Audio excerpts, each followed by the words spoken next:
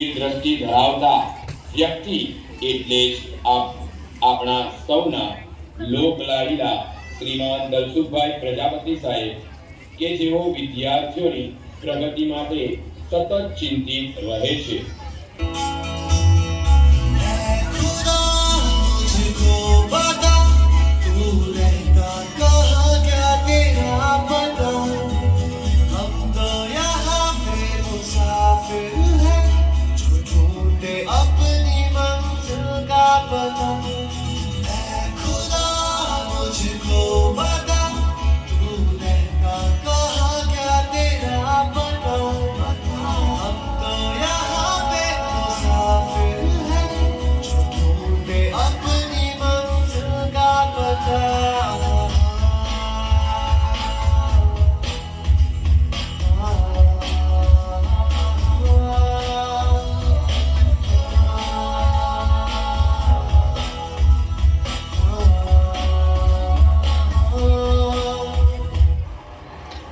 શાળા બનાવ્યા પછી શિક્ષકોની મદદથી અરુણાચલ